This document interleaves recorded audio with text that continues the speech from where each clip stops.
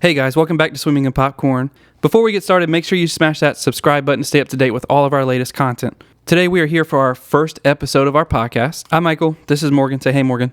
Hey, Morgan. Ha ha. Hey.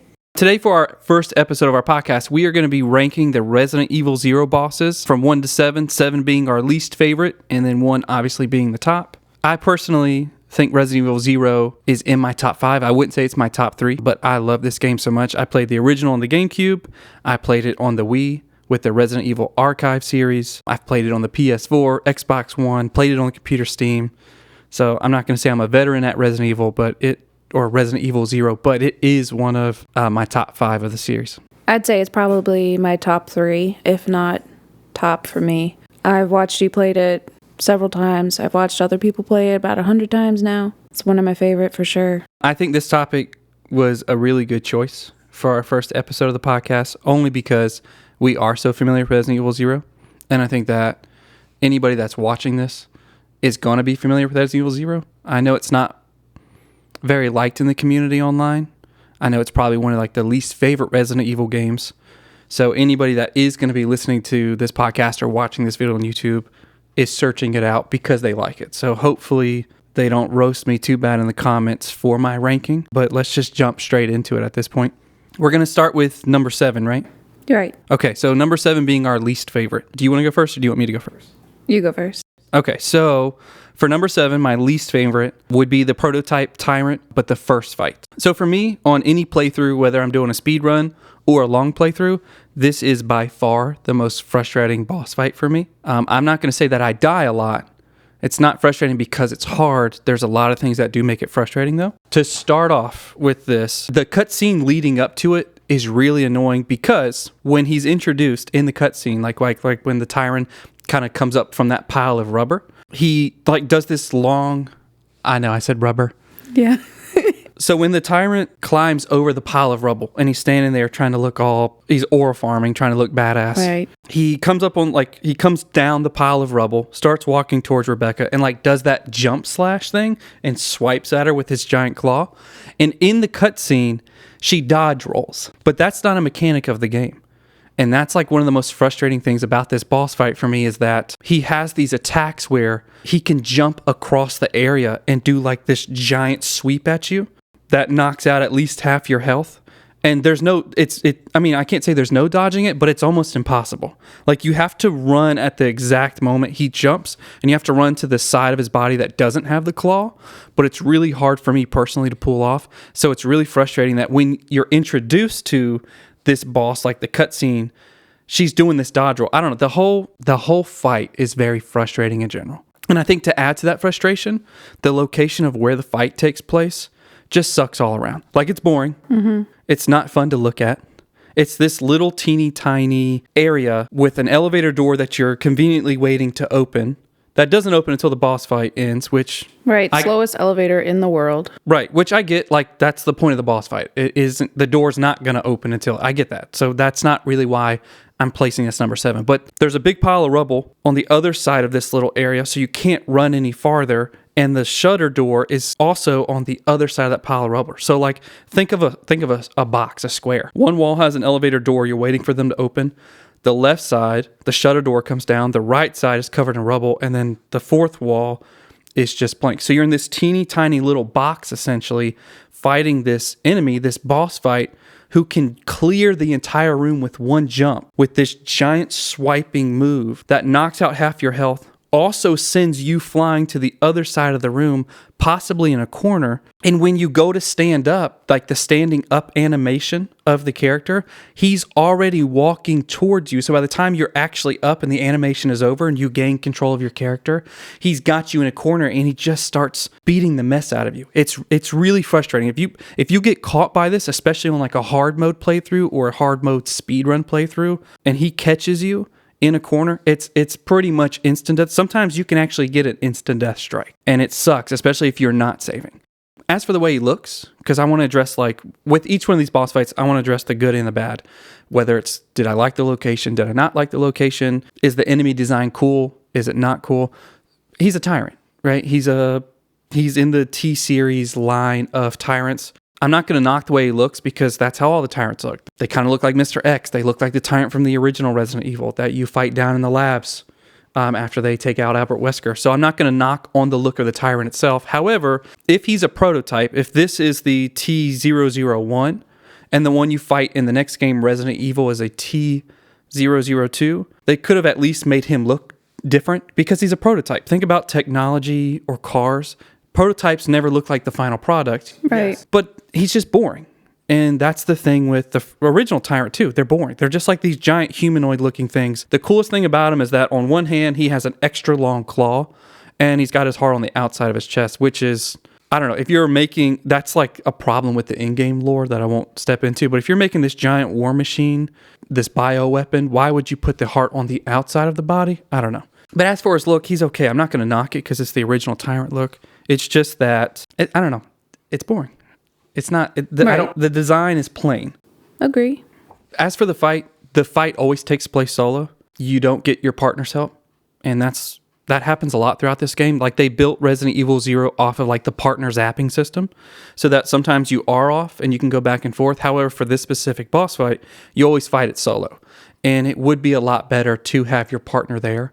At least that if one character gets smacked into a corner by that, like, you know, that long jump slash that the prototype Tyrant does, you could zap to the other character. Most speedrunners basically just brute force their way through this fight. They equip the Magnum and they just unload into him. I like to save, I'm annoying, I know, this is a problem with me. This is a skill problem, but I like to save all of my ammo for the last fight. Even if I have to backtrack all the way to the facility to get to it, I like to save all my Magnum and my grenade launcher ammo. So I try and do this fight with the handgun and shotgun ammo. Sometimes I might bring the grenade launcher with acid rounds or flame rounds, but typically I will use the shotgun and handgun. So I don't like the fact that this fight almost feels like it was designed around having to have the Magnum because it's in such a small confined space that you can easily get like that instant kill strike in a corner, or you can kind of get locked into a corner with the standing animation and you can't run because by the time you're done standing, he kills you. I don't know if this is making any sense, but essentially this fight annoys the piss out of me.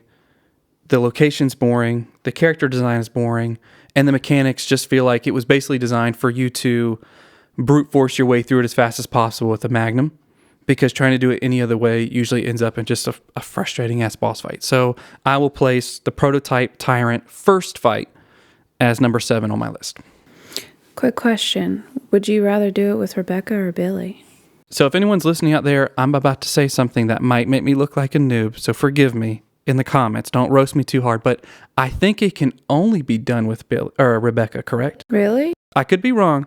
I don't remember ever doing it with Billy. And that might be because that's just my playstyle. I prefer using Rebecca. I know that Billy has a little bit more health. He has the better handgun. Like when you get the handgun upgrade later in the training facility, yeah, after going through the tunnels with the spiders, it's better to put it on Billy's handgun. I didn't know that. I see a lot of people doing it with Rebecca's. Oh God, I might be doing it backwards then. One of the handguns has slightly better stats. I thought it was Billy's, but it might be Rebecca's. I thought it was Billy's. Either way, for me personally, I think it's a skill issue, but it also is preference. I typically like to use Rebecca as much as possible, just because I prefer her. Not that there's anything wrong with Sexy Billy. I love him, the handsome devil.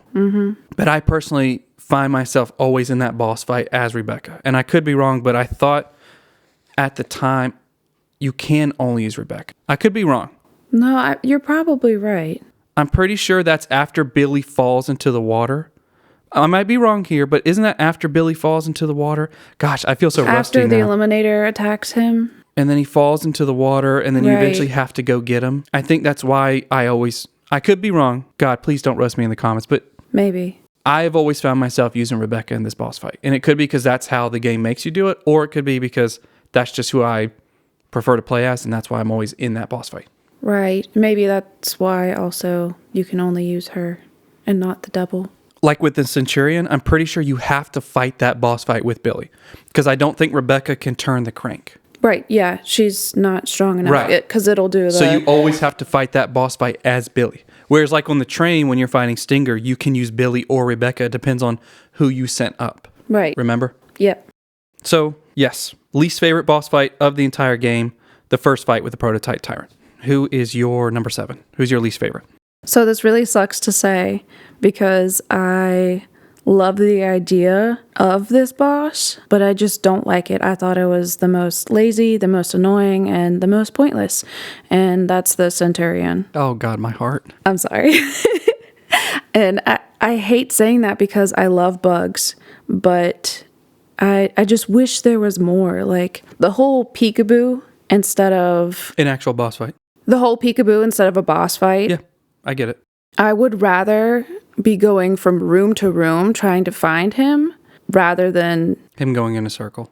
yeah, crawl on the roof, crawl around something, do a little bit more than just, pop out of a corner and It's not even that. He just runs in a circle, but the room's so big that when you run to this side of the room, the camera angle switches, and by the time the camera angle switches, he's on the other side of the room, so you have to run to that side of the room, and then the camera angle shifts again. And Right. No, I get it. Yeah. yeah. That's what makes it feel like the whole peekaboo thing is the fixed camera angles having to constantly switch, and you're running back and forth in the room. Right. Another thing I don't really care for, and this is just me being practical, but the soft spot being on the belly, exactly where Rebecca is, that kind of kills me. Like, You're basically loading Rebecca with bullets. yeah, exactly. Or the grenade launcher, like, because that's the easiest way to kill him, to be honest. You're like, Rebecca, I'll save you. Here's an acid round. Yeah, exactly. That just blows my mind. But, the one thing that I did love about this boss, though, is the fact that it isn't a BOW. It's just rather a mutated. Is it not a BOW? Is it just like a centipede that found its way into the T-virus? Yeah. Kind of like the rats. Yeah, that's why there's only one. Like the rats in Resident Evil 2. It leaked into like the rats got into it in the sewer. Yeah, the crows. Or no, the rats ate it off the ground when Birkin was killed. And then they went into the sewer. Right. See, I thought this was part of their experiments. Okay, so the Centurion was just a centipede that got into the T-virus Yes. leakage. Okay. Yes, because they did practice on a lot of other different animals and insects. Like the apes or the monkeys or whatever they are. Yes, the eliminators. But the Centurion wasn't one that was actually experimented on. That would explain why there's only one. Yeah, so I do like that. And I do like the fact that they didn't like overpower it or anything. It pretty much just gave it a harder exoskeleton, and it was still very animalistic. And I get it though. He basically doesn't attack unless you get too close. right. Yeah, it's not really a boss fight. It's more of just taking down a regular enemy, just really big. Yeah, like, oh, I see food. And then, scoop up Rebecca and just run around aimlessly, pretty much. But yeah, that's it for me. I don't really have. So that's your number 7. That's your least favorite. Yeah, that's my least favorite. I don't really have much to say about that guy. I definitely thought, as far as like insects go, plague crawlers were a better option as like a boss fight. That would have been cooler to see, I feel like. Yeah. Okay. All right. So number 6. Remember, for you listeners out there, 7 is our least favorite. Number 1 is our favorite. So number 6 for me was the second fight with the Queen Leech. I know. Some people out there listening right now are going to be so pissed because, like, generally, like, when you look online, when you look at, like, Reddit posts about, like, what's your favorite boss of the game or your least favorite boss or what would you change? Like, I found one post that was like, what's your favorite boss? What's your least favorite boss? And how would you change it of Resident Evil 0? That was a really cool post to find. I saved it until I was done with my notes, and then I went back today and read a lot of that post.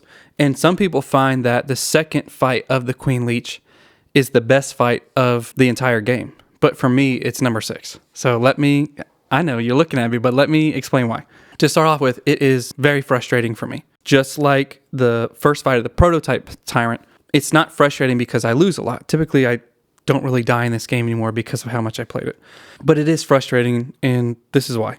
So the cutscene leading up to this boss fight, when Rebecca and Billy just finished the first fight of the Queen Leech, remember they get on that lift, that underground lift that's taking them up here, and as they're going up and you think the game's over, you see the mutated Queen Leech bust through the wall. It's 3 times its size now, and it's clearing that elevator shaft really fast. It catches up to them. It knocks them off of the shaft. It knocks them off of the elevator, and then the elevator that they were standing on, that platform, busts through the wall, and everybody goes through the wall, right? Right. So this cutscene, you're like, oh shit, I thought the fight was over, and now it just mutated. It's 3 times its size. Shit's really about to go down. So I guess what I'm trying to say is the cutscene hypes it up, but when you actually get to the fight, it's frustrating. It's not boring. I won't say it's boring because, there is a timer. So that kind of adds to the suspense of tension. Now you are on a timer to finish this boss fight. Mm-hmm. Right. For me personally, it's frustrating for the same reason that people love it online. It's not just a boss fight, but there's a timer and there's like a puzzle aspect to it. You have to either send Billy or Rebecca to the 4 mechanism locks to open the shutter and get the sunlight in. So that leaves you with one character. So once again, we're at a boss fight where you can only use one character to fight. And it's almost like a babysitting boss fight, right? Like if you send Rebecca to open up the 4 locking mechanisms, the Queen Leech keeps trying to go after her and hit her. She's defenseless. So you have to use Billy to basically keep shooting the Queen Leech and distract it to turn towards you, but that doesn't always work. It works like half the time. And then even when it does, either it smacks you into a corner, just like the first Tyrant fight, and you spend the whole fight getting your ass whooped in a corner because it's too big to run around, or it'll be, let's say it's going after Rebecca. Once she's done with that one mechanism lock, they're all in corners. And so by the time she's trying to go to the next one, she gets stuck in a corner. And sometimes the computer will lock onto her so that when I'm sitting there shooting her, shooting the Queen Leech, it won't turn around. It just spam attacks Rebecca until she dies. So it's just one of those things for me where like the game mechanisms, the idea was great, but the execution was not. And what makes it even more frustrating is it's the last fight of the game and there's a timer. So It's like, it feels very artificially hard. Right. I thought Billy was the only one able to open the things. No, you can use either one. No, you can use either one. I guess I've just seen so many people use Billy for that. To open the shutter? Yeah, that I didn't realize that you can use either one. No, you can use Rebecca. Typically, I'll make Rebecca do it because Billy has more health. He can take more hits. Right. So I'll use... Yeah, but can Billy open the shutters faster? That I don't know. I'm not sure. But I do like the way, I guess the boss, like the mutated Queen Leech looks. Right. It almost looks like this big, like, half slug, half leech, half tadpole, nematode looking. Mm-hmm. You know what it looks like to me? And this might sound really stupid, but like the opening on its back where all the flaps open up and it's almost like a giant mouth with teeth. It reminds me of like a mutated, like if the T-virus infected Venusaur with that big giant flower bulb on its back. That's awesome. That's what it reminds me of. It reminds me of like the Bulbasaur line that got mutated with the T-virus. That's awesome. So I do like the way the boss looks. I even like that it's a lot bigger. I just hate that the size is what kind of artificially makes the fight harder, especially when you cannot run around it. That's what frustrates me.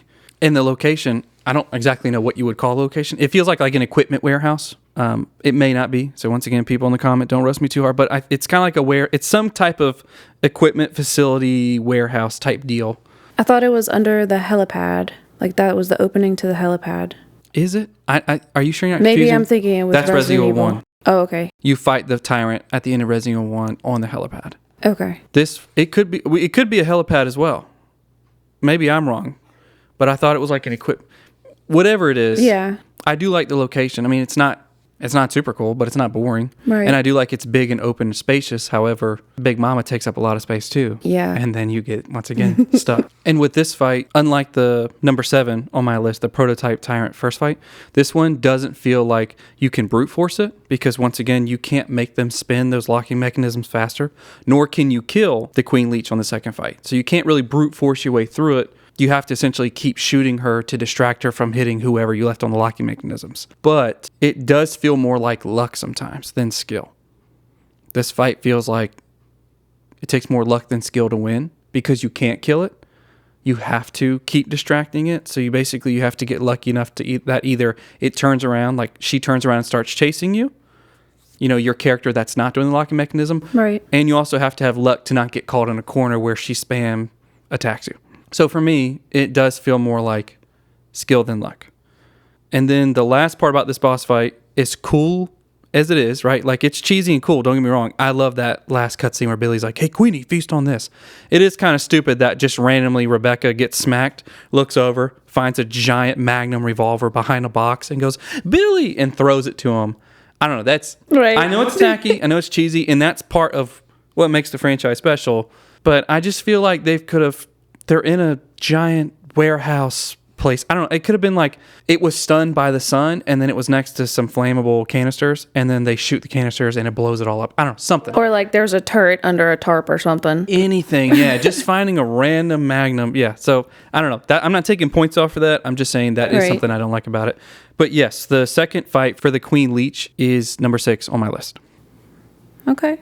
So for my number 6 is the Proto-Tyrant first battle. It sucks. I'm with you there. Yeah, it does. It sucks. It was honestly pretty lame. It's not the opening for the intro that I wanted to the boss fight. The hype for it was really high, but then expectations fell really low. And you know what I'll say real fast? Just to build off that, I'm not taking your spotlight. Right. Both Tyrant fights feel very out of place. And I'll touch that later on the second Tyrant fight, because that's on my list, obviously. But both of them feel very out of place. There's no build-up. Even with the little cutscenes, they just happen. Nothing feels... Like with your number 7, the Centurion, when that cutscene plays of Rebecca bending over to get that key, the way the camera angle is, showing that ginormous grate, you know something's about to bust out of there. Both Tyrant fights just feel out of place. There's no hype. There's no build-up. They just happen. Well, there is a theory to that. Okay. Also. All right, let's do it. So... Well, don't let me distract you. Do why the Tyrant fight is number 6 on your list, and then let's touch back on your theory.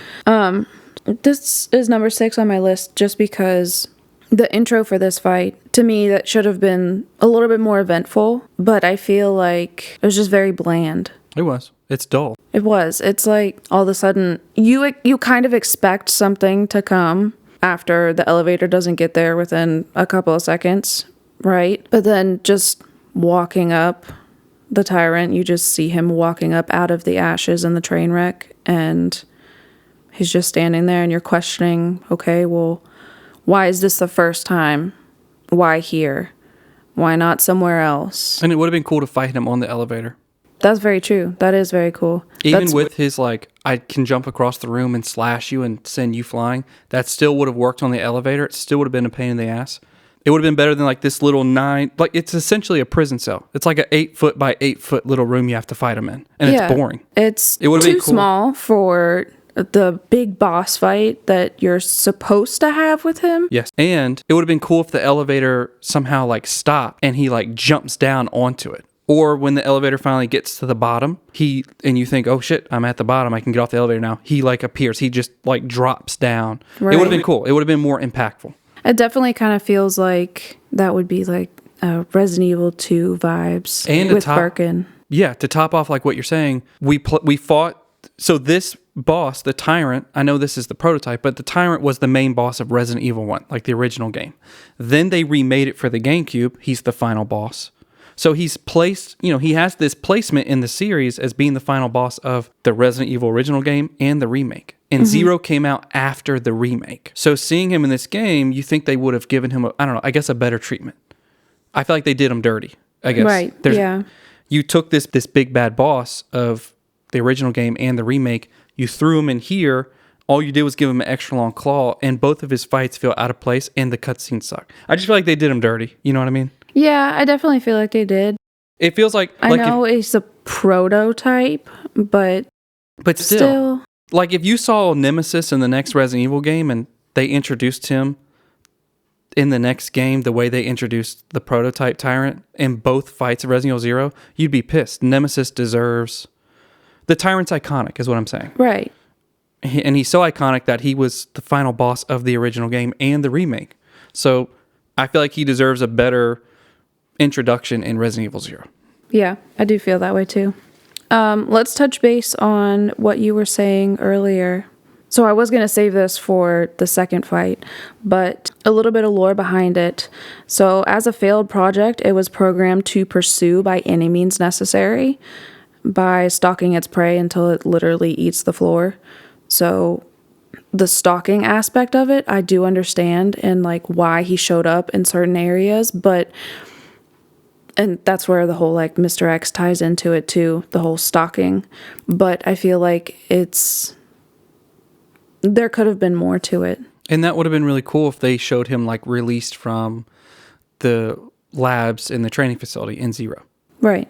If there had been some kind of cutscene at some point, even when you're not there, I'm not saying like they show him like you enter the lab with Billy and Rebecca and then he busts out and you have to run. Just at any point in time, if they had shown him escaping somehow, or even had a document somewhere that you pick up and read. Right. Yeah, you know? there's nothing about him. He just appears out of nowhere and it's very dull. It's boring. Yeah, you see him in the containment and the green goo or whatever it is, and that's it. Like, it's sad when you think about it. When you first get to the training facility and you go through that room on the balcony on the second floor, and you go into that room and you pick up, I believe it's the crank handle, and all of a sudden the birds bust through the window. Yeah. They got a better moment than the tyrant did. Yeah, very true. I didn't even expect that. The crows got a better Yeah. introduction. Yeah, they got Very a better true. moment than the boss fight of the original game that was thrown into this. Yeah. As far as the proto-tyrant goes, I know it wasn't at its full power yet during this boss fight because of the dormant T-virus, and that usually awakens after a response to danger. So as far as the boss fight goes with the proto-tyrant, I know that he wasn't at his full power, and that's why it kind of seemed a little off, like he wasn't as strong as he was supposed to be. But the T-virus wasn't quote-unquote activated yet because it lies dormant in cells until it awakens to the response of danger. So I can see where... Almost like damage triggers the mutation. Right. So I can see where they were building up to that. But I think they could have at least, like made a document or something about that. Like, Well, I think anything's dangerous when the heart's on the outside of your body. Like, the design is just... I mean, originally he was a human who was given the maximum dose of the T-virus possible. So they weren't sure what the heck was going to happen. It's just wild that a multi-billion-dollar worldwide company that makes bioweapons was like, this is the ultimate killing machine, so let's put its heart on the outside. Right. I'm just saying, yeah. I mean, I don't know if they actually chose to do that, though. If they did, that's very stupid, but... So your number 6 is the first prototype tyrant boss fight. Yes. Okay. Just for space reasons and the introduction, it definitely failed as far as coming through for a good fight, essentially. Okay, respect. Well, that was my number 7. So if he's your 6... Yeah, pretty close. There's no arguments for me. So number 5. I think, like I told you, after scrolling on Reddit, after I made my list, my number 5 is most people on Reddit's least favorite as well. So he's not my least favorite, but he's pretty low. He's number 5 on my list, and everybody else, most people on Reddit, put him at the bottom. And that's going to be the giant bat. Now, I see the face you're making. My heart. That's okay. Let me explain. So the giant bat, at least online from what I read, is the most hated boss fight of the game. And I get why. He's number 5 on my list, although I will tell you personally, because I see the face you're making, that was hard for me. That was hard to put him that low. Like, even after looking at him now, I'm still like, God damn, Michael, number 5? Like, you put him as 5?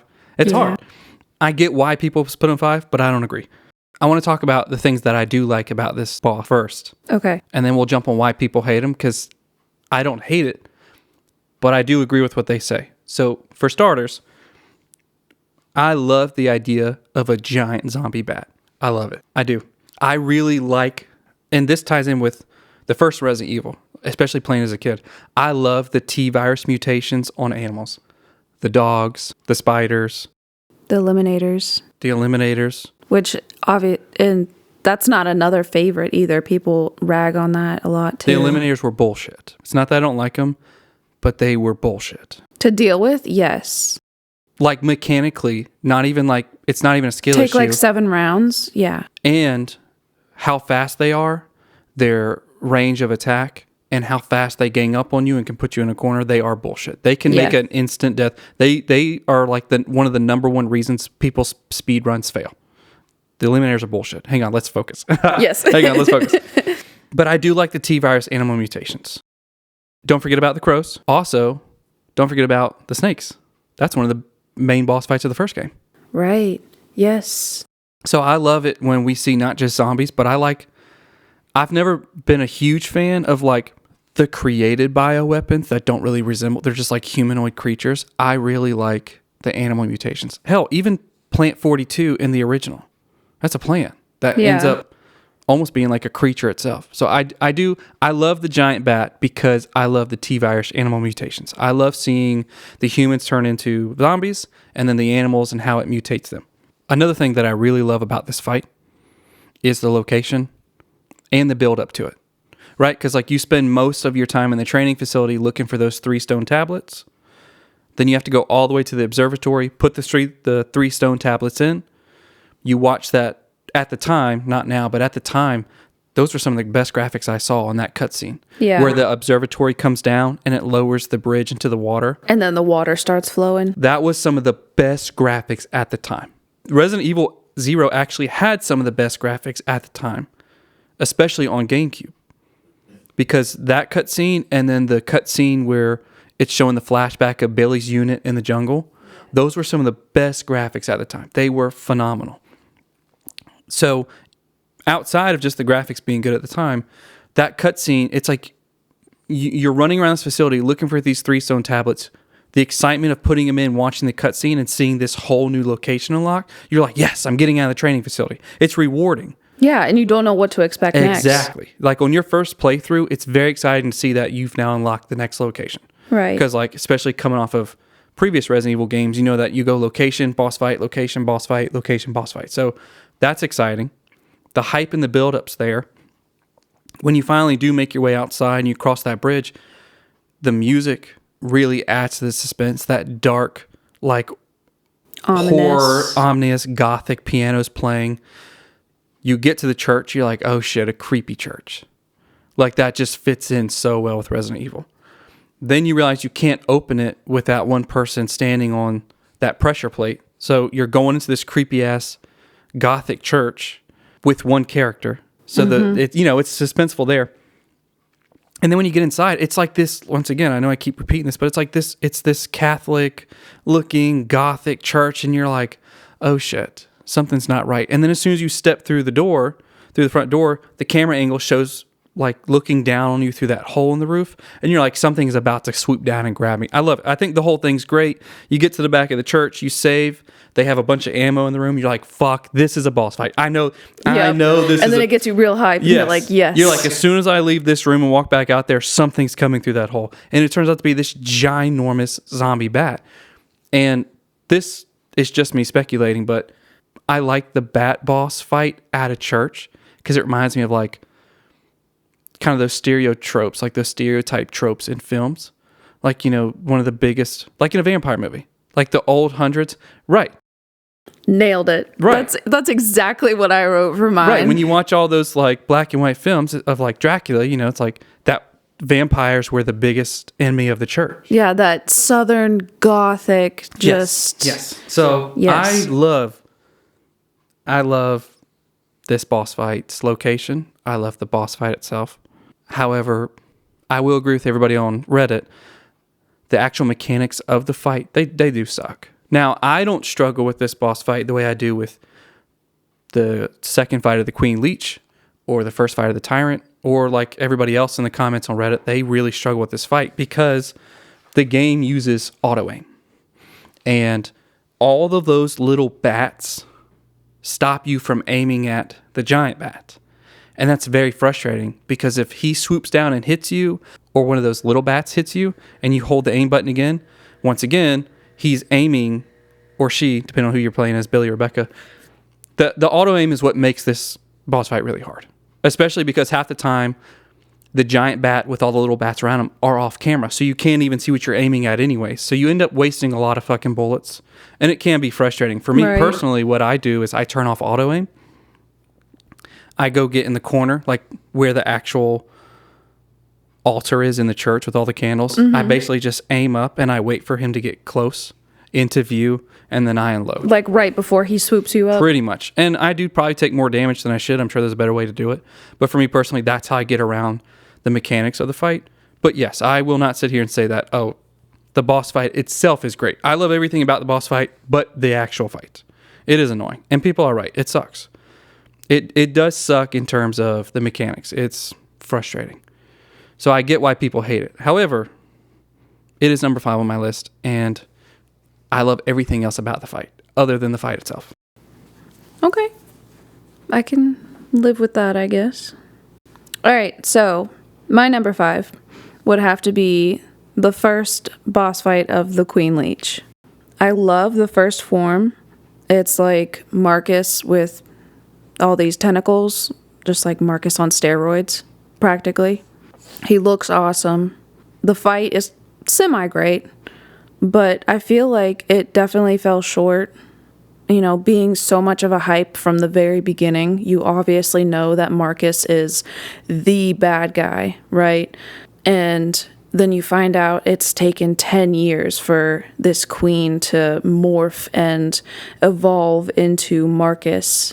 And I think in the cutscene it said something like it took the Queen Leech years to like reanimate his cells with the T-virus. yeah, it took 10 years for all of that to just start morphing into each other. And the Queen Leech took over his hippocampus, which made him take over his emotions and feelings. And the Queen Leech thought she was Marcus.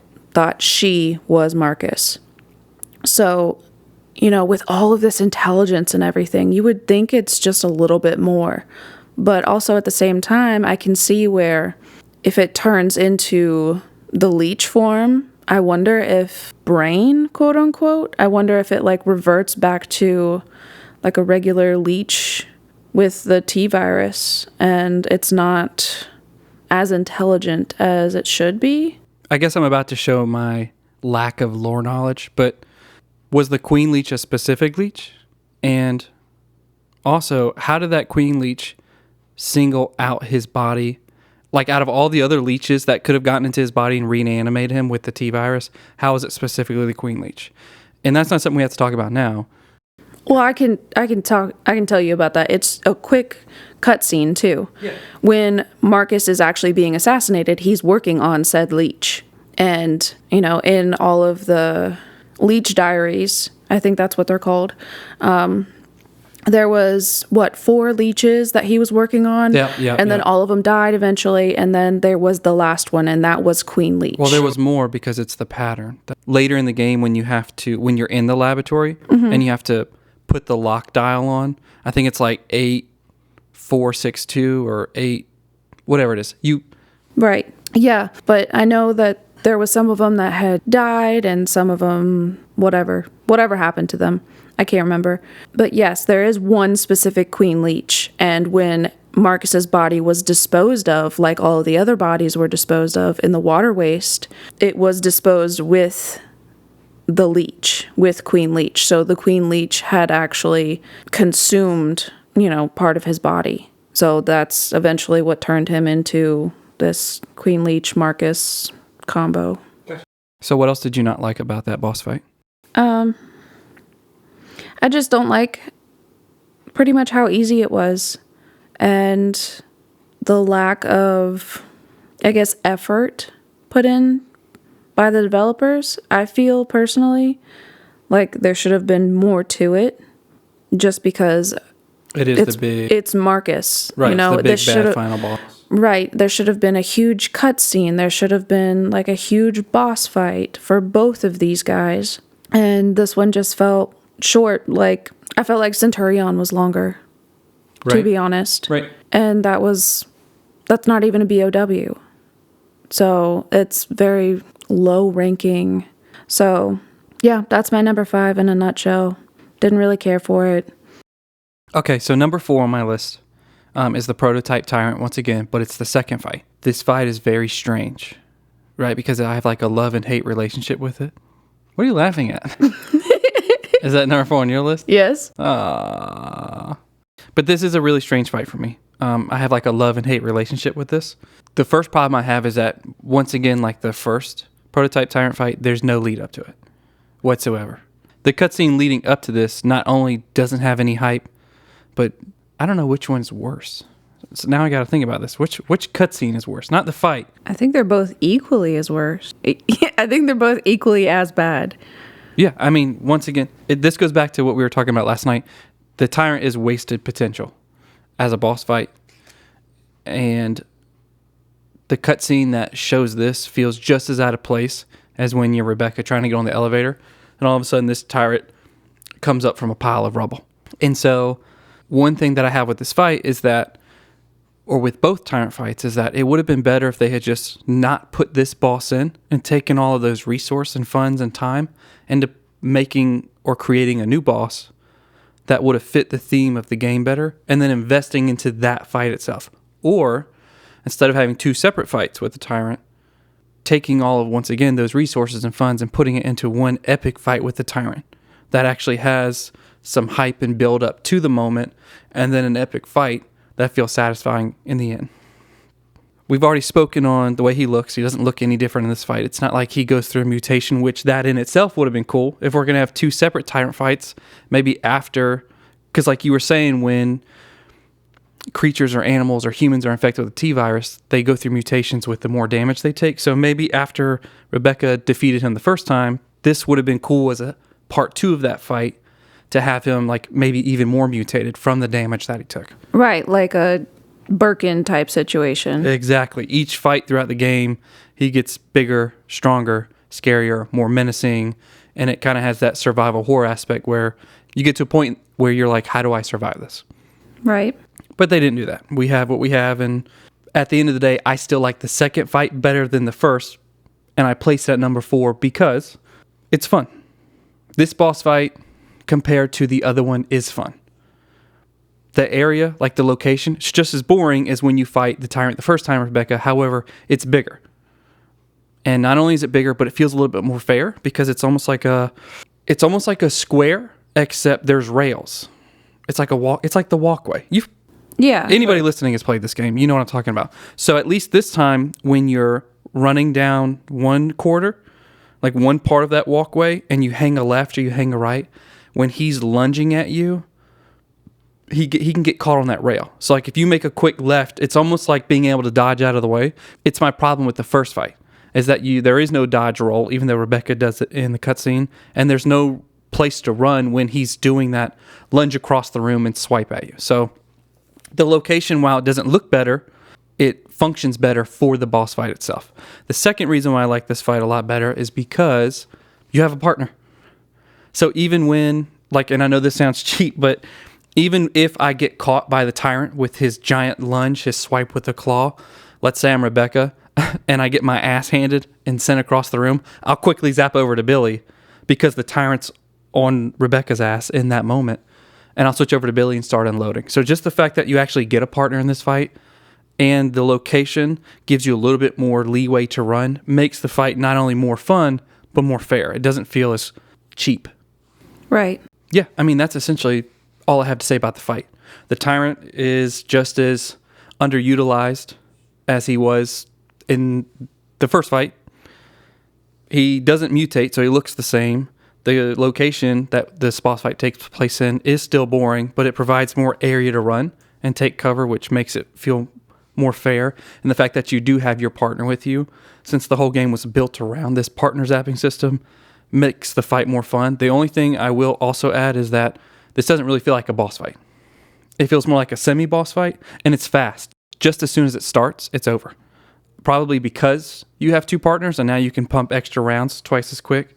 So I wouldn't even call this a boss fight, but technically it is. So I place this at number 4 on my list. Right. And I totally agree with you. It's number 4 on my list as well. You know, I liked the setting a little bit better than the first one, like you said, but it was still very underwhelming.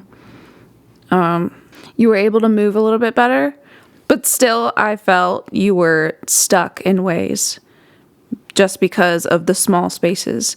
And I know that that's part of the game being...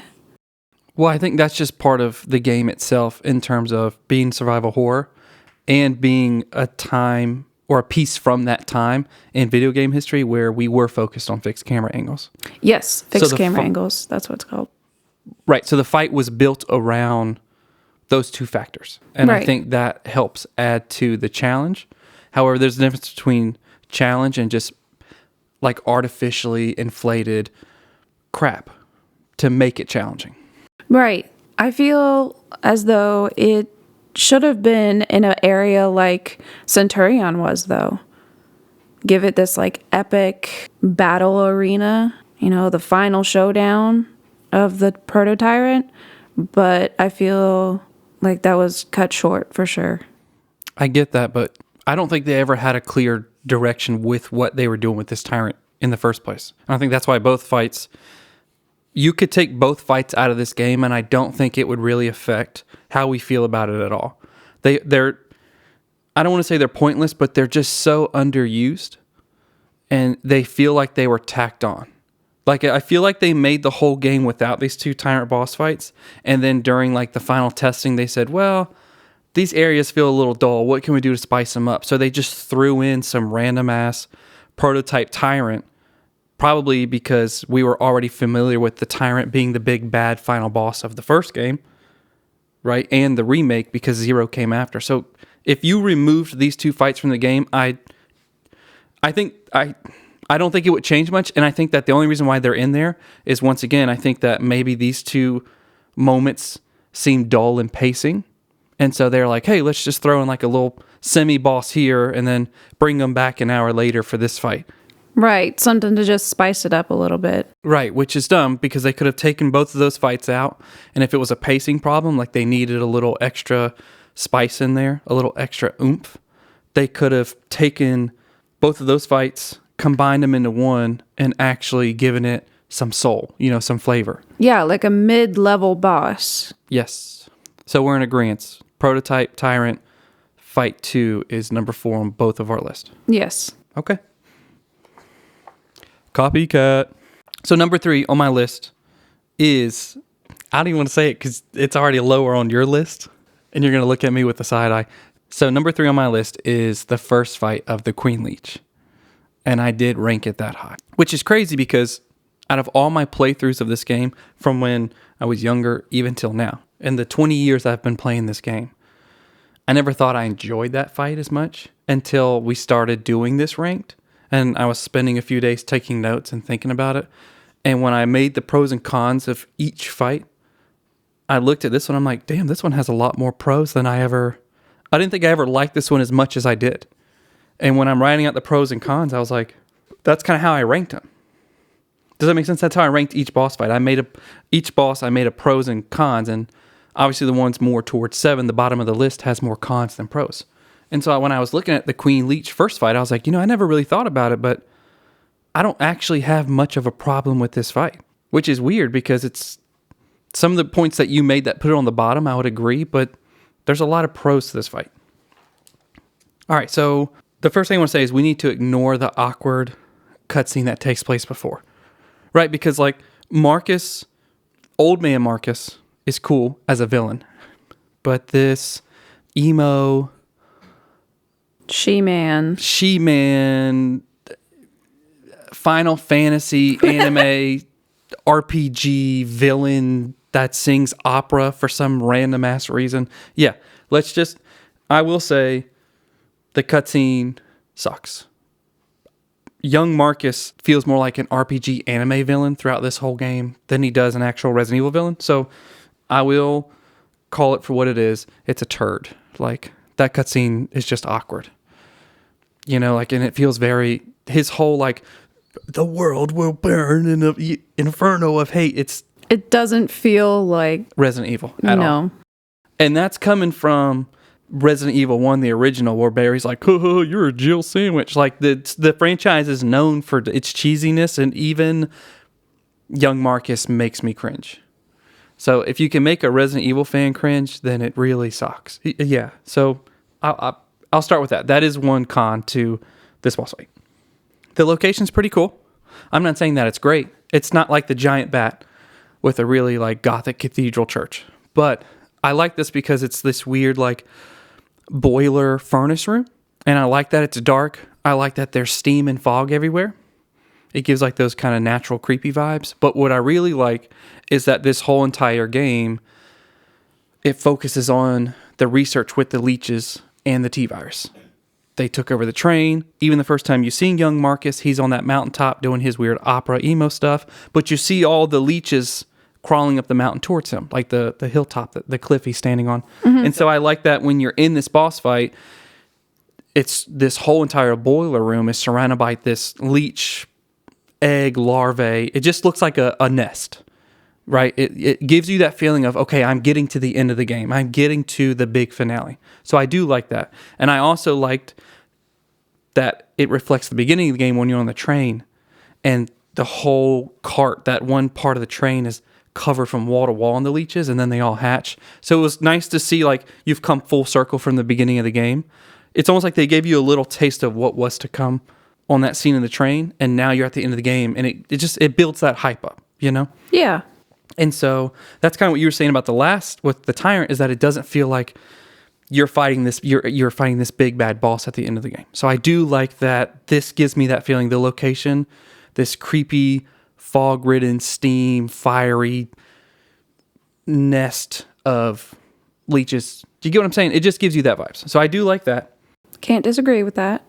Also, to counter, which is weird, I'm kind of countering myself, the first part of that cutscene sucks, but the second part of that cutscene is awesome, where it shows Birkin and Wesker confronting Marcus and shooting him in the lab while he's working on the leeches. Right. And then it goes on to that little monologue where Marcus is explaining like we talked about earlier, the leeches, the queen leech infecting him with the T-virus and reanimating him. That whole thing was awesome. Yeah, So I love the lore in that. Yes, so that was cool. And that also, once again, builds to this feeling that you're getting while you're watching this cutscene of, oh, it's about to go down. Like I'm here at the end of the game. This is what we've been waiting for. So I do like the location, and I do like the second half of that cutscene once he's done doing his K-pop thing. The fight feels good. It feels fun. And more importantly, it feels fair. And I think that's why this is high up on my list too, because you can separate during this and run around. Because there's like, I don't even know if we could call it a boiler room, but you get what I'm saying. Yeah, I do. And you can run through that tunnel. So like, let's say you're Rebecca, if Billy's over here fighting the Queen Leech and it's chasing after him, you can run around. It just feels fair. It feels good. It doesn't feel cheap like some of the other fights where you can get stuck in a corner and continually knocked down and then hit while you're going through your standing animation. And I like the fact that it's big enough to where you can either stay together, Rebecca and Billy, or you can separate and have the computer help you. And so I do like that. I like that the fight feels fair and it feels fun. I also like that he hits hard and that he chases you, but that it never feels unbalanced. This fight doesn't feel like you're 2 seconds away from getting instant killed or that you're 2 hits away from going from green straight to red. It does feel balanced. He doesn't have any attacks that feel cheap, and he doesn't have any attacks that feel like the Eliminators. Yes. He doesn't feel overpowered. He doesn't feel cheap and overpowered. It's very balanced. And if you do get your ass kicked, I never once sat there and said, oh, that's not fair. I felt like, oh, that was a good fight, and I know what I did wrong, and I'm going to load this back up and go right back. I know what to do now. Trial and error. Yeah, and as far as the way he looks, I like this version better than what he mutates into. Although I'll give credit to the second fight. At least he mutates, unlike the Tyrant and some of the other bosses. But I do like this look better. Maybe he could have been bigger, as in taller, more menacing. But I do like the more humanoid look, especially in the cutscene where he's like climbing on the ceiling and bouncing off the walls. I like that better than what he mutates into. So, yes, the first fight of the Queen Leech is number 3 on my list. Okay. So, number 3 on my list would be Stinger. I really like this fight. I enjoyed it. I hated that it's a bullet sponge, but there's a rhythm to it, which I guess is a good and a bad thing because it can make it very easy, but he's also a very strong boss. Oh, you don't have to explain this to me. We're on number 3. I have 2 left, and I have yet to say Stinger, so you don't have to defend this boss fight to me, if that gives you any idea. Yeah. I won't respond too much because once again, I've got 2 left, and I haven't said Stinger, so. Yes, I figured he was high up on your list. I was anticipating that. Another thing I don't really care for is I feel like it's really strange to be on the train. I don't know. Just for me, I would have liked to see him in the mansion rather than on the train. But also at the same time, like I feel like they could have done the train a little bit better. Like maybe having him have some roof play where he punches through the roof a couple times and Rebecca has to evade those. He crawls in and out of the roof. Just something a little bit more. I feel like it was definitely underappreciated from the developers. I feel like they could have put a little bit more effort into that fight. Underappreciated or underdeveloped? Underappreciated by the developers. Isn't that the same thing as underdeveloped? You don't know if they appreciate the boss fight or not. Underutilized and underdeveloped. Are you saying that they had a concept and they didn't use it to its fullest potential? Yes. Yes. Then I would say he was probably underdeveloped. They could have fleshed it out and made him do more. There was more potential that was wasted or not used. Yeah, I definitely feel like he could have been the top boss if they utilized him a lot better. He definitely deserved more, that's for sure.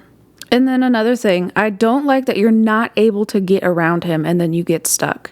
I know that there's a way that you can get around him, like if you drop an item and then you pick it up as soon as he's striking at you, you're able to like juke the system somehow and get around him.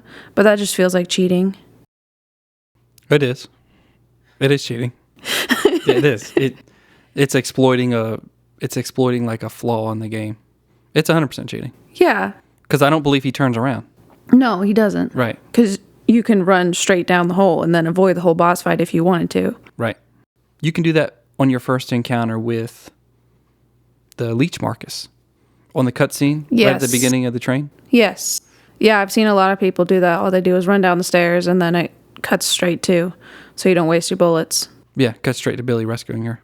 And I do the same thing. I'm not going to waste my bullets. No, not on that. And at that point, you don't have the Molotovs yet. Very true. And even if you did, why waste them? Because after that cutscene, he disappears. I don't believe he respawns. No. Anyway, Stinger. Honestly, I don't even think we see the leeches disappear to anywhere. They just kind of disappear. Yeah, I definitely feel like he deserved more screen time than he was given, even being the huge failure as a BOW that he was. You know, he's got that open plate on the top of his head, which you can see him purposefully guarding every time, like in between his attacks and your attacks. Well, it's not an open plate. When you shoot it, his exoskeleton starts breaking away. That's what all that green stuff is. That's his inside. So like as he's taking soft spot. Right, as he's taking damage, it starts going away. But I wouldn't say it's a flaw. The tyrant with his heart out on the outside of his body is like a really stupid design flaw. Would you say the stingers though? Like, I guess as humans we have soft spots. Well, that's why he was considered a failed BOW, because he had that soft spot, so to speak. I honestly feel like there should be more of them, you know? There was a whole bunch of spiders. Why isn't there more stingers? Even though I don't really care for him being on the train, I do know that they needed something other than the Cerberus, because that just wasn't enough for the train scenes. And if they had to choose any of the other mutations, I feel like they wouldn't fit either. I do love how they utilized him in the ways that they did. He definitely deserved more, and I feel like he had a huge potential, and that's why I ranked him as number 3.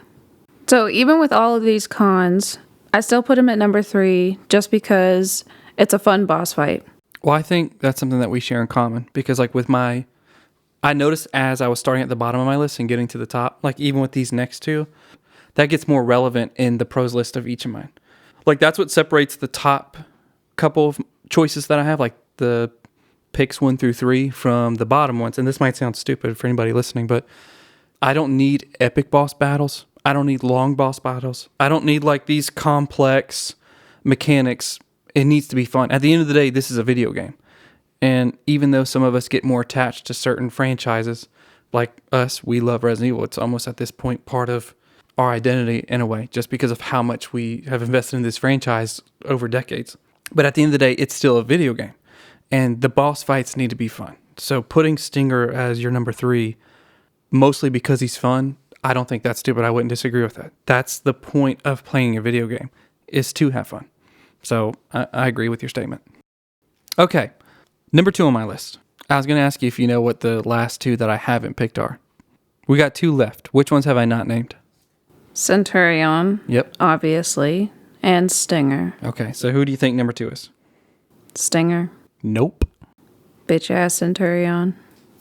Yes, so number 2 on my list is Centurion. Remember how I told you I found that Reddit post and I went back to read it after this? So this is, between this and Giant Bat, they are the most hated boss fights from most like Reddit users.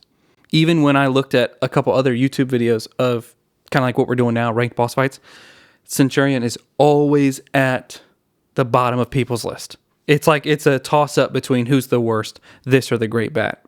But I put him at number 2 on my list because I love this boss fight. And there's a few reasons for that. I want to talk about the cons first. I know you're rolling your eyes because this was at the bottom of your list. No regrets. I love this boss fight. I love this boss fight. I love this boss fight. I can admit that it's not exciting. It's not. I wouldn't say it's boring, but it's not exciting. Like for your first playthrough, when he comes out of that grate and picks Rebecca up and he's running around with her, there is that, oh shit.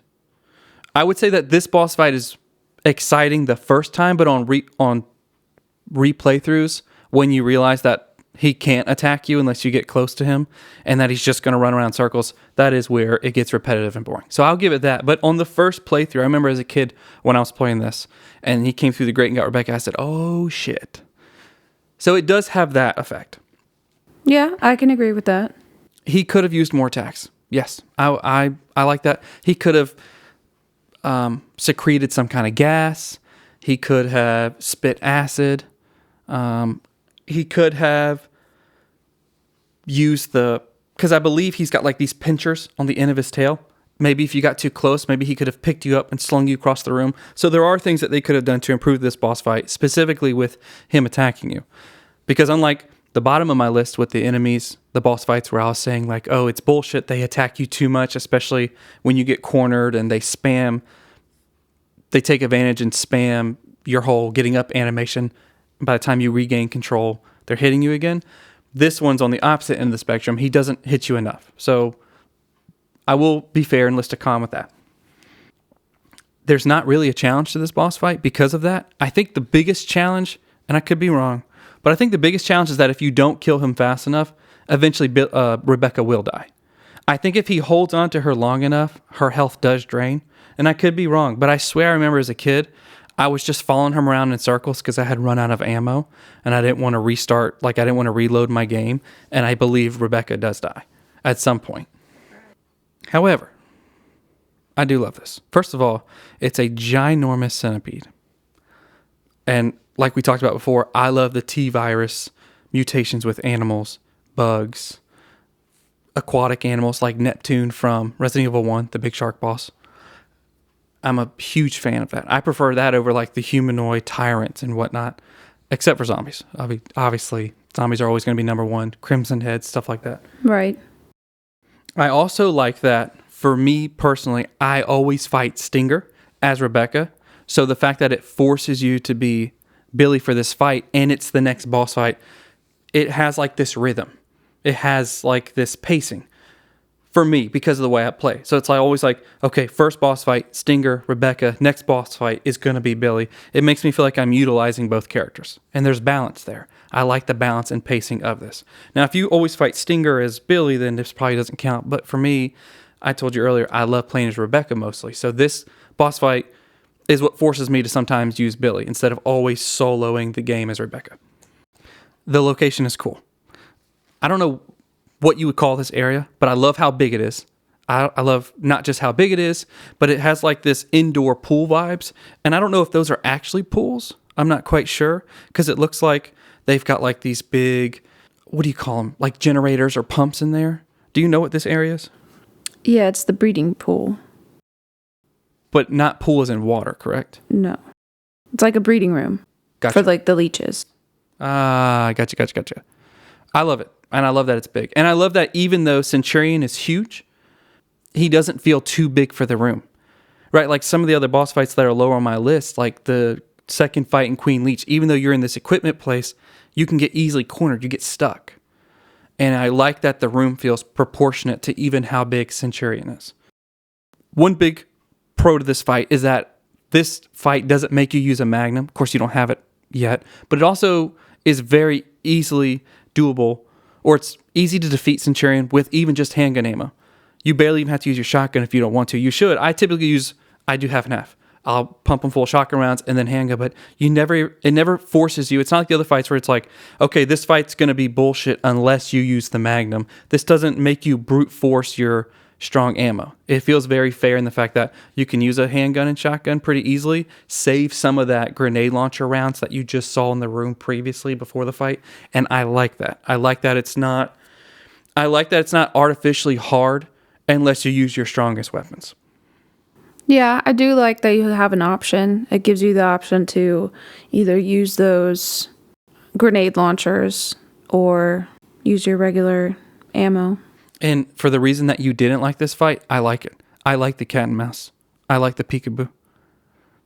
I know you're rolling your eyes, but I like that. It's funny. You spend the whole game getting chased by other creatures, but in this one, you're doing the chasing. Like the prey has become the predator. So I enjoy it. This fight, just like the previous one and my next one, is fun. And at the end of the day, boss fights should be fun. Yeah. He doesn't have any bullshit attacks. Of course, he doesn't have many attacks, but he doesn't have any attacks that we talked about earlier, sends you flying across the room, and then he abuses the stand-up animation. Also, I like that because he's not relentless, it gives you time to reload. A lot of these boss fights, if you don't go straight into the menu and like manual reload, like click on the bullet icons and combine it with your gun, if you're just trying to do the regular reloading outside of the menu, you're not going to get punished for it. Whereas other fights, you will. Does that make sense? Like if you're trying to do the normal reloading outside of the menu, a lot of these boss fights will punish you for that because they'll start hitting you. But when you go and do the reloading through the menu, that kind of sucks you out of the moment of the fight. Like constantly having to shoot, go to the menu, reload, shoot, go to the menu, reload. Does that make sense? So I like that it feels like you're engaged with the boss fight without pulling up your menu every 10 seconds. Right. Well, that's also because he's not a BOW. So he doesn't have that intelligence. He wasn't tested on. He randomly came up on it. Right. And I think this is one thing that you're actually going to agree with me on. He just looks absolutely awesome. He's creepy. He's gross. He's slimy. He's got 100 legs. He looks like exactly what would happen if a centipede was infected with a T-virus and just mutated out the wazoo. I love it. I like him as a boss because of the way he looks and the way he acts, although he could use more attacks. But he is very menacing. And it kind of preys on like that, like with Stinger or the spiders or Neptune. They take these animals that outside of the video game, like in real life, like when you go to the beach, first thing you're afraid of, a shark, right? When you're laying in bed, you feel something crawling on your leg. You think of a spider. So I like that they took this really creepy, in real life creature that gives most people kind of goosebumps, and all of a sudden you're fighting like a supersized, enormous Godzilla size of it. So I like Centurion. I like the pacing. I like the fight. It is fun. I like that it takes place earlier in the game. I feel like I wouldn't like it if this was towards the end, if it had the same boss fight towards the end, because once again, it's not hard. He barely attacks you, but it works as a very beginning of the game boss. So Centurion is number 2 on my list, and I have no regrets. No regrets. No regrets. No regrets, bro. He's staying at number 2. I'm not moving him. Kudos for creativity, for sure. So what's number 2 on your list? Number 2 on my list. Do you know my only 2 left? Hang on, let me think. You have not done Queen Leech Fight 2, have you? Nope. Okay, so that's one of them. And Giant Bat. Yes. I'm pretty sure Queen Leech Fight 2 is number 2. No. Oh, it's the Giant Bat? Yeah. I am so disappointed. If you were going to put Giant Bat that high and be, what do they call them? If you were going to be a hipster and put the Giant Bat all the way at the top, just go for number 1. Like, just go all out. I'm disappointed. It was very hard for me to choose which one, honestly. Flip a coin. No, I'm just kidding. I'm just kidding. It was very hard to choose just because I like the lore behind it. That's really what I focused on with all these boss fights, honestly. I think you viewers out there can tell who's actually played the game and then who just reads about it. Because I watch you play. my lore is very low, but my skills are very high. I ain't got skills. I got skills. All right. Why is giant bat number 2 on your list? Infected bat, actually. Giant bat. Infected bat. Okay, giant bat. I love that there's only one giant infected bat, and all the other bats that are infected just stay small. Which is why he's called the giant bat. Right, but still, I love that there's only one Yeah, one giant bat, not one infected bat. giant Infected? Breakfast? I had to. I'm sorry. I'm sorry.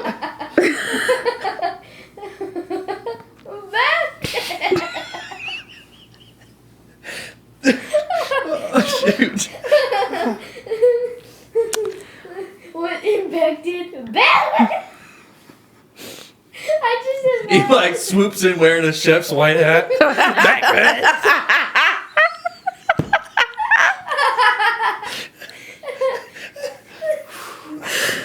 imagine the guy who did the breakfast and the lady going and they're like, Batman! Did somebody say Batman? All right, let's do this. Maybe What's going on in here? Maybe we can. Rebecca's like. Rebecca's like getting carried off through the ceiling. Billy's like, "What's going on here?" She's like, "Fuck you, Billy!" And the bat says, breakfast. All right. So the only enhancement for these guys was the aggressive behavior, and the rest is they're normal bats. That's the only give off, and obviously one is giant. And I feel like they could have done a little bit better with that idea, but all in all, I do like it. I like that they chose a bat. I love that they chose the church for the bat. You know, we touched on this earlier. I have this nostalgia for the bat vampire Catholic Church, Elizabethan vibes. I love that it gives that off. As far as the complexity goes for the fight, I feel like this is one of the most difficult ones.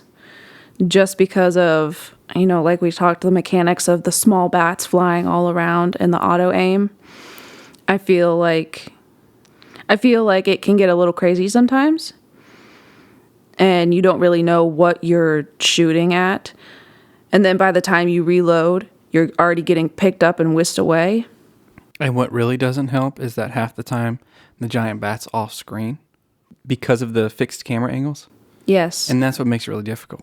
The auto aim mixed with the fixed camera angles. And that is why everybody can't stand this boss fight. I do like that he can pick you up, though. I do think that that's a lot more interactive than some of these fights, like the Centurion. Like, all he did was slither around. And I feel like even with the grenade launcher, you're kind of screwed. Because what if it doesn't hit him? Yeah, you waste a lot of 9 ammo. times out of 10, you don't hit him. My go-to for this fight is the shotgun because of all those little ass bats. Question, can you even kill all of those little bats? Or do they just... They respawn. Oh, They will. Yep. okay. That makes it even more difficult. But yeah, I love the scenery. I love the fight. It's fun. It's a little frustrating, yes, but for me, it's the vibes, it's the feels, the looks. Yeah, that's about it. Okay, so question. What would you have changed about this fight? Besides the fixed camera angle, what would you change? I would have loved to have both Billy and Rebecca in there. That would be fun. Maybe be able to walk in between the pews instead of just down that one hallway. aisle, whatever you want to call it. Yeah. Just a little bit more movement, I feel like, would have helped out in this fight a lot. Being able to back up a little so you could see the giant bat, or at least something of it.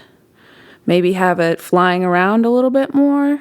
I think it would have been really cool to interact with the church, because you're only in this church for this fight. You go in, you save, you fight the bat, then you exit through the roof. That's it. Right. So it would have been cool with such a location to utilize the church.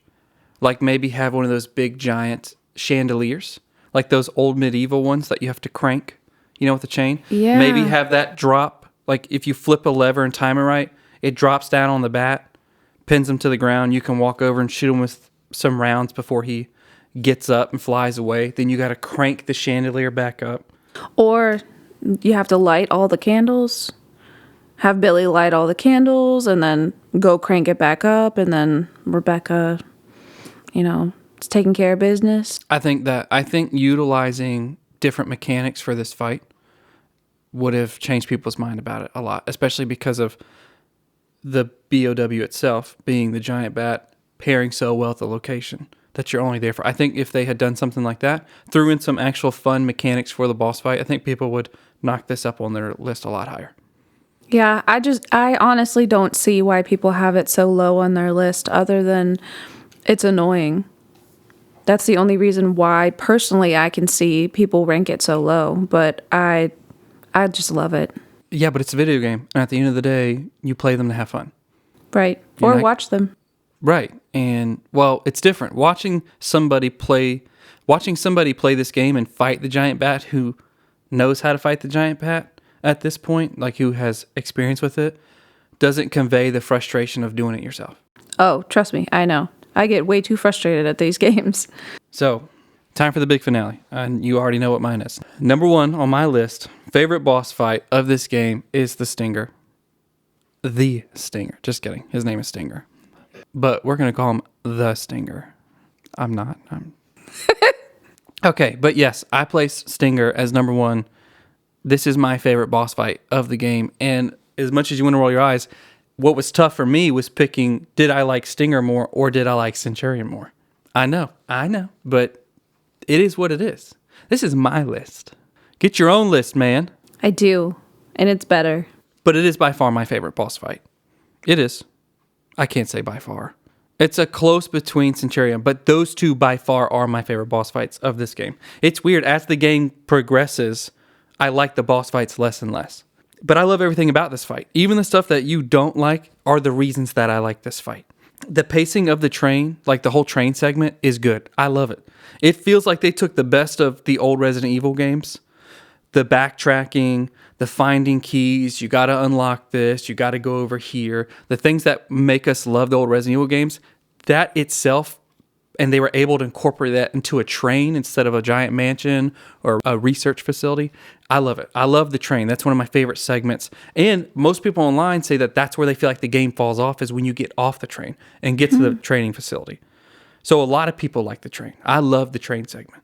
They took the best of what the old Resident Evil games have to offer, and they somehow took it out of the mansion setting and still made this train feel huge. I mean, they made a train feel huge. Does that make sense? Yeah, it feels big. I love the train too. I think that was such a great idea. And that's why I think this boss fight fits it perfectly. I think the pacing of the train and the pacing of the boss fight just works, especially when it's your first 30 minutes to an hour of the game. I don't think it would have worked later in the game, but it works because that is the introduction to the game, is the train and Stinger, this big giant scorpion boss fight. The cutscene before it also is the best cutscene leading up to a boss fight in this entire game. In my opinion, none of the other cutscenes justify the boss. They don't do a good job introducing the boss you're about to fight, and I feel like Stinger's does. Because you're having this pacing where you're running around this train that you think is just, the lights are out, it's dark, and it's just full of zombies. And all of a sudden, you see the train shakes, you hear this weird-ass hissing noise from the roof, and you're like, what the fuck is that? Because that could be anything. That could be anything. And on my first playthrough, my brain was like, what is that? And then you see the chandelier fall and bounce off the bar and the glass is shattering. And now it gets even darker because the light source has gone. And all of a sudden you see these two big things pierce through the roof. And you're like, holy balls, what am I about to fight? And the next thing you know, a ginormous, 20, 30 foot long, huge scorpion just busts through the roof. And scorpions, who likes scorpions? Who likes scorpions? Let's be honest. Who out there likes scorpions? Who's ever like, oh, you see that scorpion on the ground? I'm going to pick it up. I love scorpions. No. There's more people that like snakes than scorpions. Think about it. I love bugs, and I don't like scorpions. That's what I'm saying. This boss fight is awesome. It fits the whole pacing of Resident Evil in general. It fits the pacing of the train. It's a great introduction to this game, right? Because you're fighting them within, 30, 45 minutes of the game. So on your first playthrough, you're like, if the rest of the game is like this, I'm in for a treat. Like, this is a real treat. And I know earlier you said that you didn't like you don't think a scorpion fits the train, but I do. Like, think about it. Like, think about this. Imagine that train's running as fast as it is. What other creature in a forest would keep up? Like, I know this is just like, what do they call it? It's fantasizing, but it's like when fans write, like fan fiction. But like, I like to mind canon. I like to think of like that scorpion with all of its 6 or 8 legs sprinting alongside that train and like looking through the windows at Rebecca and then deciding to jump on the roof. Like, imagine if there was a cutscene where Rebecca walks out to the back of the train and she's standing on that platform and she just sees this scorpion catching up to the train. Right. Does that make sense? That's menacing. Yeah, like how haunting would that be? So I think it fits well because I can't think of another creature in the forest that would have fit this. We've already seen the dogs, and if you just saw some ginormous 20-foot dog, you're like, oh, it's Zombie Clifford. Like, it doesn't... I could see the Eliminators even, catching up to it, but I do get the whole scorpion thing. If it jumped off of one of the cliffs onto the train, like, I can see that. And like, or a bear. Well, see, the Eliminators don't work. This isn't a jungle, it's a forest in Midwestern America. But if they escape... Even like a zombie grizzly bear, that would have been boring. I think this is awesome. I love it. You're never going to be able to convince me otherwise. I love it. That's okay. I think it is awesome. I think it's wicked. And then it is very suffocating in the right way. Like, you're on this elegant, fancy train, and all of a sudden you've got this ginormous scorpion, and he's blocking your only way out of this train car. And like you said earlier, you can't get around it unless you exploit it. But if you're playing the game the normal way, you can't get around it. Your only option is to fight, and Resident Evil is a survival horror game. It is forcing you to confront this creepy, scary, daunting creature to survive, because there's no other way. You can't turn around, because then you can't progress, and you can't go forward because you can't get past him without killing him. Right. So I love it. I love it. It works. It's good writing. It's good creature design, and it fits the train very well.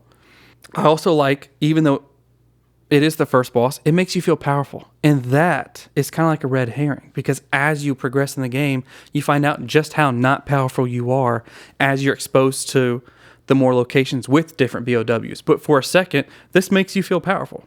He's scary, but then when you realize how to beat him, you're like, oh, this is easy. Then you get to the other boss fights later that sometimes can be mechanically broken, and you realize, okay, these boss fights are not going to be easy. But this one is easy, and because it's the beginning of the game, I think it gives you like this false sense of security, which is great for survival horror, because then the developers and the writers can rip that away from you later.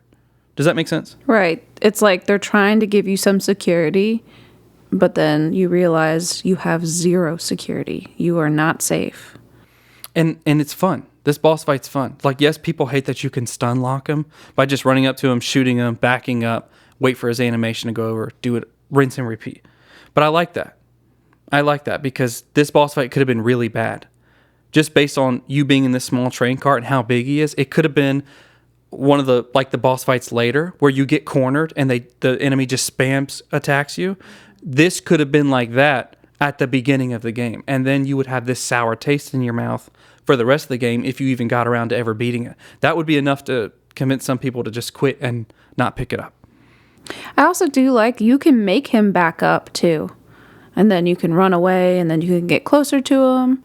It does. It creates this false sense of security like, oh, this is easy and the rest of the game is going to be easy. And you find out through good writing and pacing and some later broken boss fights that it's not going to be easy. And they rip that security away from you. And that's what makes survival horror so great. So yes, Stinger is number 1 on my list. He's always going to be number 1 on my list. And I stand 10 toes down on that. You will not convince me otherwise. And that is my ranking of all the boss fights on Resident Evil 0. Let's hear your number 1. And tell me why it's Stinger.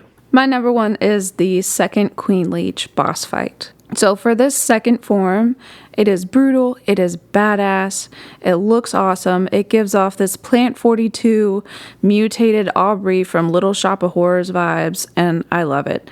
It looks more like an actual leech that you would see like swimming in a pond than the leeches that we see in the beginning of the game. And I like that. I like that it goes back to that. What am I trying to say? I like that it goes back to that basic form in a way. I will say that the main villain of this game and the reason why he even exists is because of his research with the T-virus and the leeches. So it's cool that his final form does reflect his origins, or at least the origins of how he got infected with the T-virus. Does that make sense? Yeah, it does. Yeah, I like that the first form was his more human form. Like, he went from Final Fantasy Marcus to humanoid leech Marcus to full-on leech monster. Right, like Resident Evil survival horror, BOW, just mutated freak, out of control. Yes, absolutely. I love the fact that they used a second fight with Marcus as well to show how the T-virus lies dormant and it awakens at certain times due to stress and danger. And that's like a staple in the series. Right. Bergen, multiple fights with Bergen. Nemesis continues to mutate throughout the game. Yeah, and I love that. I love the fact that they just keep mutating and they get stronger and they just keep evolving. And that was one of the main reasons that Marcus liked this research, because he saw so many of the mutations. That's why they had that chamber of, I don't want to say toys, but the torture toys.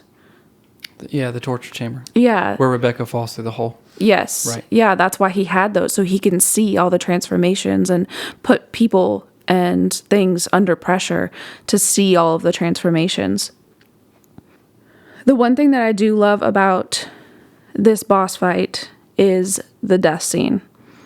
I love the realism in it, just because leeches in real life, when they're exposed to UV rays, they are sensitive to that light because of that viscous slime all over them. So it literally dries their insides out. It dries them from the inside out. So the fact that you have to expose it to the sunlight in order to kill it, and that's the only way to kill it, I think that that's great. That's an awesome mechanic for the game. But also, one thing I didn't like about it is, again, it took 10 years for Queenie to mutate Dr. Marcus, and I feel like I just expected still so much more out of it. Just the intelligence, the human traits. Well, I guess, honestly, with all the mutations and everything, I guess maybe it loses its human traits. Right, it's like this poetic justice that Dr. Marcus was mutating this as like he's the superior life form, right? Because he's a scientist. Right. Just to get infected by his own work and then turn into a mindless creature. Yeah. Like, he would hate what he turned into if he could see it. Yeah, I guess that's very true. And that, once again, Dr. Birkin, this is a common staple throughout the franchise. Right. And one other thing that I love about this is how cringy Billy is throughout the game. One of my favorite lines is, "I'll use my charm to distract Her Majesty." He's handsome and everything, but very cringy when it comes down to it. All right, guys. Well, that is our list, our rankings of all the Resident Evil 0 bosses from 7 to 1. Love it or hate it, it is what it is. And we appreciate you guys listening to this. More importantly, we want everybody to stay safe out there. Make sure you leave comments down below if you want to share your ranking personal list or if you dislike or like ours. Remember, stay munchin', stay crunchin', and we'll see you next time. This is Swimming and Popcorn signing off.